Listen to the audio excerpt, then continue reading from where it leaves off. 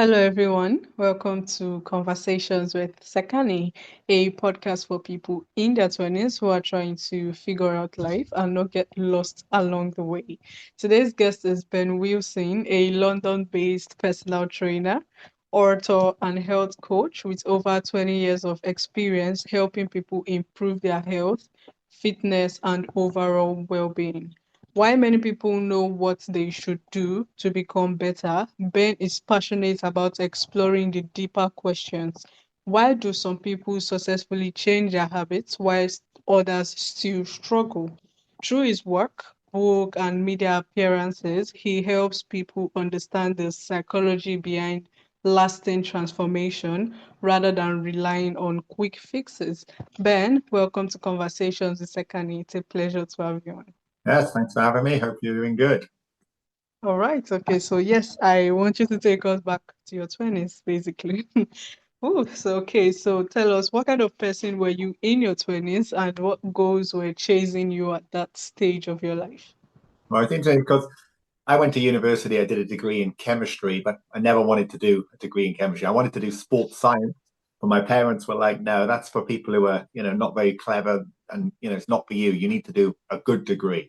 So I did a degree in chemistry, which I didn't enjoy, but I got through it. And then I started working and I was just, early 20s and I just hated the job. I didn't want to be in a chemistry lab. And then I got like a job in a credit card thing. And I thought, I want to be helping people with fitness. So then I made that transition in my early 20s to then study personal training. And then, well, I never looked back. That's what I love doing. I love the idea, I love fitness, love helping people, love trying to create change. And that was sort of, the first transition in my early 20s. And the moment I found, what I was into, it was very natural, it was very inspirational because I enjoyed getting up every day. And the contrast to doing something I wasn't passionate about was, huge. And I'm the kind of person who would only turn up if I feel that excitement. So that's when I started working with people, and that sort of started the journey. That was 20, how many years ago? 2002, three, can't do the math.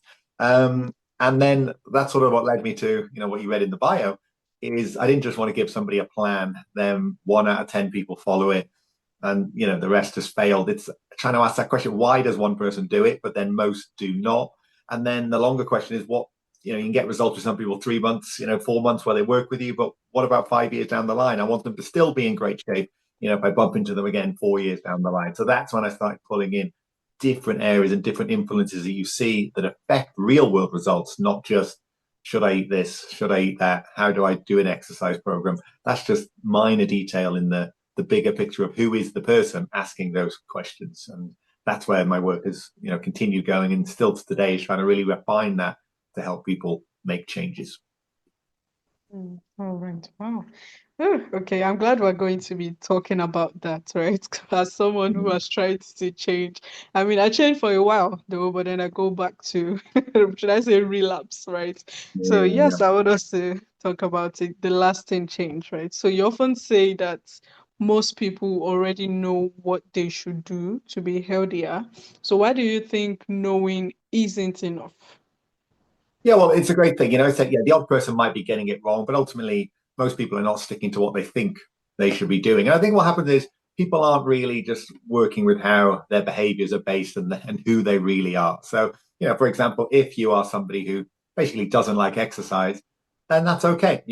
And then a program for somebody who doesn't like exercise looks very different to somebody who absolutely loves exercise and never misses a training session. And too often is the person who doesn't love exercise follows the other person's plan. And a lot of influence in, fitness, social media are very strict plans from people who are very motivated. Or a lot of bodybuilding influences things. I've competed in bodybuilding shows.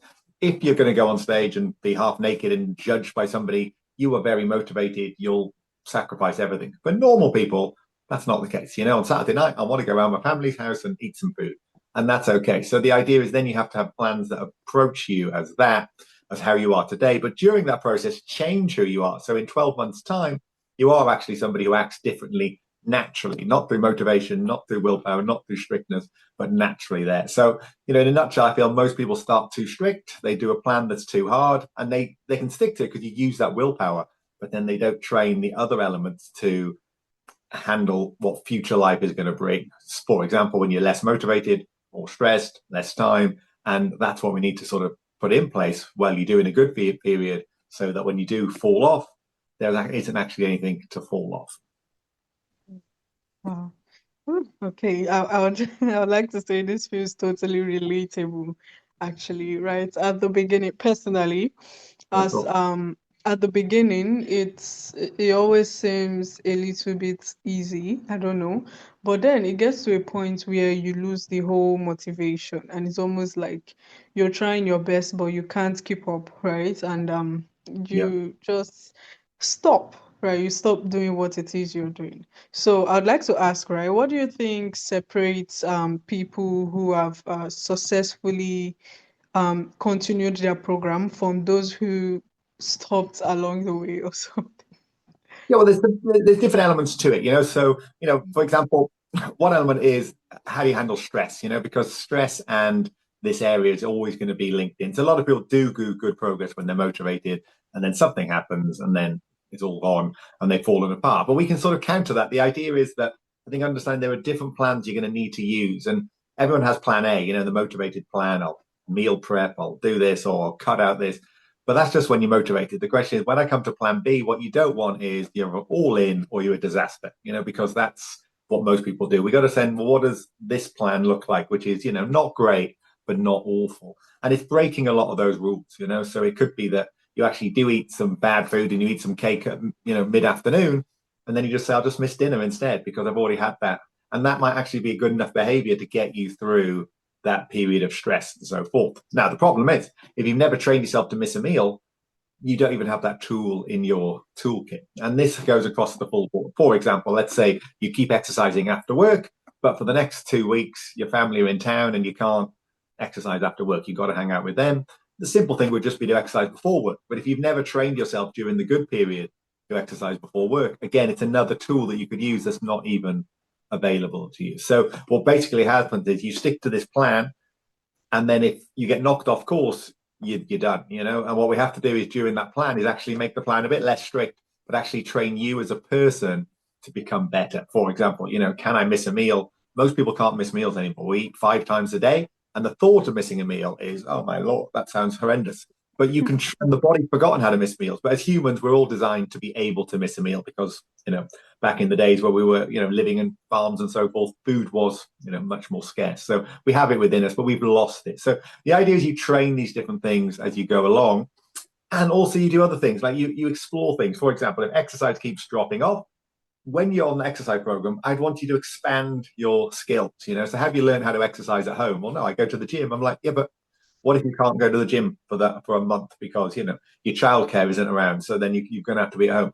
Well, you can learn to exercise at home. You know, have I learned to exercise with other people? Have I learned to exercise on my own? Have I learned to do it in the morning? And there's so many options in how to do this. So you don't have to just do a spin class because your friend likes a spin class. You need to find what you enjoy. And right now, today, you've got the most access to like free exercise on the internet and so forth we've ever had. So it's trying to find that sort of thing. So the idea is the reason you're dropping off and not sticking to it is during the good times, you're not training yourself to be different so that when it does drop off, you know, you do fall back to where you were rather than being someone who's fundamentally different so that you can't actually go backwards. Okay, now this all makes sense actually, right? And yes, today we are in the era of like social media and all. There's a whole lot of health advice out there, right? So how can people tell the difference between, sustainable habits and passing trends? Yeah, well, it's a good one. Especially, you know, a lot of the listeners are in their 20s. Like, this is a skill you need to learn, you know, Mm, exercise, movement, enjoying healthy eating. But there's no pressure to learn in the next 2 months. I think people aren't trying to learn this thing. They're trying to follow a plan. And you talk about social media, brilliant. The problem with social media is you see like literally the best of the best and you can see the best of each one. So you go on somebody who's good at running and you see a person who's running a 2 hour 20 marathon and 3 years ago they didn't run at all. You're like, oh, that inspires me. And then you go on to the next page, it's some lady squatting 200 kilograms. You're like, oh, they're strong. But you're looking at like years and years and hours of dedication in a 20-second video and you think, I'll have a bit of that, I'll have a bit of that. But your emotions will tell you exactly where you are and what you need to sort of listen to. So, you know, it's good to listen to the best people, but you've also got to know where you sort of are, you know, because there's nothing secret now on the internet. If you want to see, you know, the bodybuilding plans of what people use to get in shape, they're all out there. If you want to see what the best runners in the world do, it's literally all there on some magazine, some video, some post. The real question is, where are you compared to that? So if I don't enjoy running, there's no point copying the world record running for a guy's program because he runs 240 kilometers a week. So then you think, okay, what do normal people do who hate running, who learn to run? And your emotions will tell you this, So you could just say, you know what, I'm just going to start off running 5 minutes a day, 4 times a week. And something in your brain is going to say, that's not enough. That's weak. That's not. But if you understand this is not a 2 month plan, but this is a stepping stone for me to learning to enjoy running, which might take you a year and a half. But once you've got it, you'll have it for life. That's what I'm saying about people are too rushing. If think about healthy eating, if you don't know any recipes, you could just say once a week on a Sunday afternoon, I'm going to find something in a video. There's so many good quick videos you can just follow along on Instagram and let me try it. And you try a thing and your emotions will tell you it. That was horrible. That was great. It was too much effort. It took too much time. And you don't then just quit. You say, right, let me try something else that doesn't have that, or the same with the running. I did a run, but it just really hurt at the end. Well, go slower, go shorter. So your emotions will guide you. And then obviously you've got the results that you're getting. But if you've got this longer term view, as anyway in the 20s, or doesn't even matter, even in your 60s, you're not in pressure to learn this. It might take you 9 months, 12 months, but once you've got it, it's life changing. I think the way to look at it is like learning to drive a car. It's like learning to, do a hobby. You don't get it day one. If you're trying to learn how to do salsa, you don't become a master at salsa dancing in one class. You think, okay, was that first class fun? It was quite fun. Let me come back. And then, of course, if you keep going for 3 months, you get quite good. You keep going for 12 months, you get really good. And then you do go through different gurus, one teacher that. It's the same thing. We're trying to learn a skill. So there is no pressure. But to answer your question, you've just got to listen to your emotions. They tell you it, but you will not listen to your own emotions. What you listen to is the expert. Oh, she's got super thin waist. She must know what it is. Oh, he's really fit. No, it doesn't. Their knowledge isn't any better than yours because they don't know who you are, where you are right now. So I think a little bit more intuition and giving credit to that would actually be the way to guide yourself. Wow. Oh, all right. So it's about listening to your emotions and knowing where you fall in the pyramid, right? Because those people, like you said, those people we see on the internet, most of them are experts and they've been doing this for years, basically. So we all just want to jump right in and do what they are doing. But we need to understand that you need to start from somewhere. Right. So I remember speaking with a guest, a doctor that said, I asked what was like the biggest health myth and he Yeah. said it was 10K steps.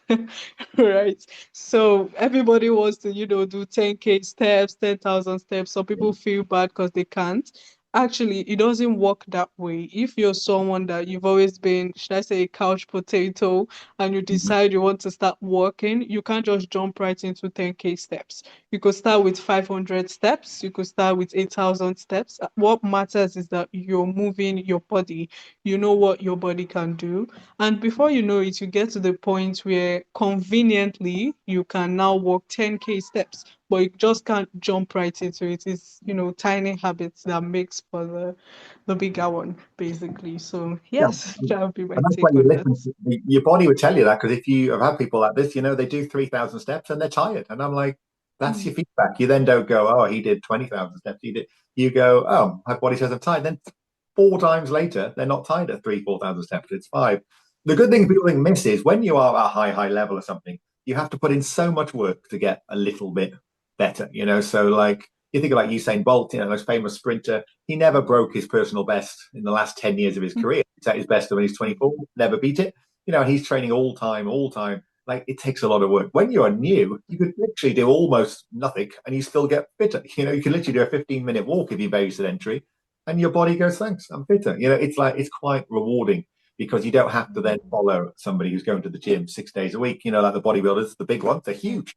They have to train 6, 10 times a week, and that's them. But if you're new, you could do a 6-minute routine twice a week and you'll get stronger. And it's like, oh, well, that's not very hard, and that's understanding that sort of thing. Same with like trying to lose body fat. You don't, if you're trying to lose body fat, you don't have to be extreme hardcore. You just, if you zoom out a bit and say, look, my goal is this time next year to be whatever, 10 kilos lighter, 20 kilos lighter. It's very low stress. You don't have to do this massive undercut calorie cut. You don't have to go on and on and on. You can just stop. One year for a bodybuilding show, obviously I say in bodybuilding, you go up in the winter, then you come back down. It's slightly changed now, but that used to be the model. I lost 5 kilograms in 7 weeks. And my brain, my emotions Mm. said, you know what, I'm a bit bored of this. I'm tired. So then I just stopped. I took a month off and then I did it again, 5 kilograms in 7 weeks. And those 10 kilograms I lost in like 18 weeks in the end was absolutely really easy. It didn't stress me out at all. But if I kept on it, oh, I got to do 6 in 6 weeks, 7 in 7 weeks, which is what people do, it's just not listening to your body and your brain and your emotions. You don't need to go straight down. You need to just come down a bit, pause, down a bit, pause. You might go up a little bit over Christmas or whatever. That's sort of normal. And I had this one lady come to me. In the end, she lost 50 kilograms. In the end, she went from like 120 down to 65. Oh, that's not 60, it's 55. Whatever, you get the idea. She said to me, Ben, I can't lose weight. And I then looked at her weight over the years, and she'd gained 10 kilograms, lost 10 kilograms, gained 17, Mm. lost 14. And I'm like, and I added up, she'd lost over 100 kilograms in like 10 years, but she'd put it Mm. all on and more. And I'm like, you've got no problem with losing body weight. What you need to do is learn to stop, pause, and then go down again. So then we would get Paul, we got stuck at like 105 kilos. She's like, oh, I got it. And I'm like, just to me, I was just looking at the graph. I'm like, I don't care. If you're stuck here for 5 months, it really doesn't bother me because you're not going backwards. Then we got stuck at 95, at 82, 75. So, we got stuck each, but it doesn't matter because you're not going backwards. And you don't have to get to the end goal to feel great. You'll feel great each bit of progress that you make. So I think sometimes people miss that. And all these things, fitness, strength, body change, even health improvements, So, for example, health, let's say I'm drinking 20 units of alcohol a week. You don't have to go to zero. If you go to 10 a week, Mm. you cut it in half. Maybe you do that for 5 months. I think everyone's too pressured. And then they don't realize that if you just zoom out a bit, it's much easier. And then if you do the other stuff alongside it, so the idea is, yes, you're changing some stuff with willpower, but then if you train yourself to be different. So let's take the drinking example. If I've never been out drinking with a friend, I've never been met my friend, and with that not and didn't drink, you're not really trained. You're trained to whenever you meet your friend, you have to drink. Friends here, get a drink. Friends here, get a drink. You want to break that, So you say, right, I'm going to meet that friend and not drink. And if you do that 3 or 4 times, you're now fundamentally different because you've now got through this mental automation to do things. Now, what you might find is it's too hard to meet my best friend and not have a drink because we've done it for 10 years. You're like, okay, have you been to a pub with somebody else and not drunk? You could go with a friend who doesn't drink. It's going to be much easier. And you do that a few times, then you get a bit tougher. So you can train almost, my experience, every behavior. It's just you've got to start with where you are, and then you can build this sort of thing up. And if you don't drink, that doesn't count as an example, but it's the same sort of thing. If you've never said no to food at a party, have I ever said no to that food on my own? You can train yourself. You just need to just be a little bit above where you are, and you'll absolutely recreate who and how you act around food, exercise, drink, and so forth. Because a lot of these behaviors are just automated. You don't choose how you feel. So for example, I don't drink, haven't drunk since 2008. I'll go to parties and people are like, oh, you're so disciplined. And I'm like, I've got zero desire to drink. There is no discipline. There's no willpower. Like if you don't like something, you don't need to do that. And that's what we're trying to get is to get it so you are fundamentally a bit different. So actually, when you go to a social gathering, you don't feel this internal pressure to eat. You can choose it, Mm. not choose it. And then if you can get to that stage, that'll get almost everybody the goal. So some days I go to the party, I eat all the cake. Some days I go, no, not today. I don't really feel like it. That's enough. But most people are not like that. Most people are automated. When they turn up in the environment triggers them that they have to act this certain way. And you can slowly retrain it. And it's not as hard as people think. It's just that you just need to do the specific actions to make that sort of happen. Mm. Wow. Whew. All right. So yes, thank you, Ben. I would like to say I've learned a whole lot from this actually. And I'm curious, right? Because I've spoken with like, some health coach, fitness coach, and they say, because I feel like around the world today, a lot of people are trying to lose weight, right? Mm. So apart from, going to the gym and working out, right? What do you think are like some other habits that we need to put in place to be able to just be healthy, live a healthier life, and probably lose weight too? You touched on the movement already. The idea of the movement, you do need to, the more you move, the better. The more you naturally move is probably the better thing. So not me telling you move 6,000 steps, but you literally, if you didn't move 6,000 steps, you have so much energy, you feel like you're going crazy. If you ever, hang out with kids, they've got so much energy. There's nothing wrong with them. That's what you're meant to have. That's meant to be your energy, but we sort of lose it as adults, sleep with bad foods and so forth. So, training yourself to be good at steps is something that everyone can do. It's just about what's the maximum steps I've done recently in a day. It could be 4,000. Well, let me try and beat that. And again, let me try and beat that so that naturally I'm moving 10,000, 12,000, more thousand steps a day as possible. That's the basics of movement if you're trying to lose body fat. Now, obviously, if on fitness and health, it's slightly different. It's can I get myself just to get slightly out of breath? That will give you those sort of benefits. And then I think in real weight loss terms, it's overrated how much you need to do exercise. Some people actually respond very badly to exercise, that they'll do 500 calories of running, but they get 700 calories hungrier. Well, now you're in a tricky situation because if you're not motivated, you're going to eat more food. And those people do better on walking. But I think the real issue for most of us now is just around food. And what I'd say is that basically society is designed now to get you to eat more and move less. It's just every invention, pretty much, apart from like Garmin's and Fitbits, is pretty much getting you to do that. You can have food delivered in, people drive everywhere. It's like everything's sort of invented to slow you down. So with food, you have to reset basically. So if I normally eat 100 grams of porridge for breakfast, I just pour it in 100 grams. That's roughly 100 grams. In 12 months' time, that will be bigger. That will be 120 grams. That food portions will increase. More often we eat will increase. So the idea is then we need to, what's the word, retrain. We paused here? I know we're back on pause. We have to retrain that. So basically you just say, right, I'm going to measure my food for 3 days and get the portion size back down. Or I'm going to reach, when did I last miss a meal? I've never missed a meal. Right, okay, can I wait, instead of having breakfast at 7 in the morning, can I push it up to 8, then 9? So basically I'll be trying to get everyone to learn to be able to miss each meal. But where people get this wrong is you don't need to do that for the rest of your life. And you don't need to do it if it scares you. Remember I said earlier on about the emotions?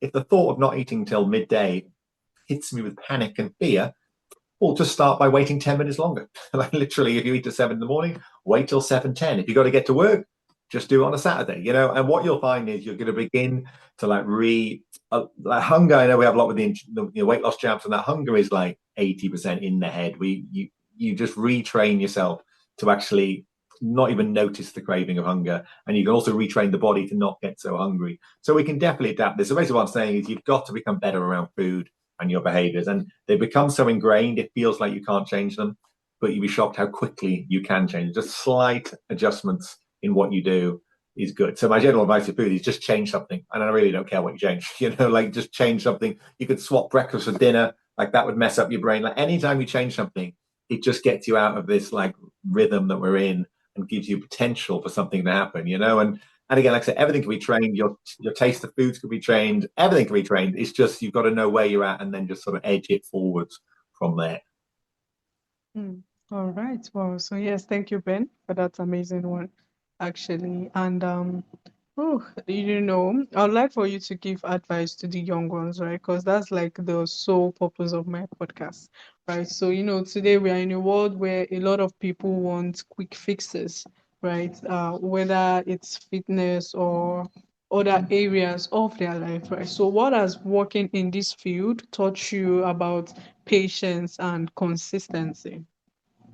I think it's everything. And I think it's what I touched on earlier on in these points today is that your emotions give you all that you need to know, and you can just use them as a guide. So as a young person, you've got to somehow learn to enjoy exercise. And like I said, that might take time, but that's like the biggest thing you can do on your health, is to just be fitter. And they show it now. If you'd rather be someone who's overweight or fit, you just take the fitness every day. It sort of almost offsets every other thing going. So but it's a journey to enjoy that sort of thing. So, you can start by talking to other people who do enjoy it, but most people now don't enjoy exercise.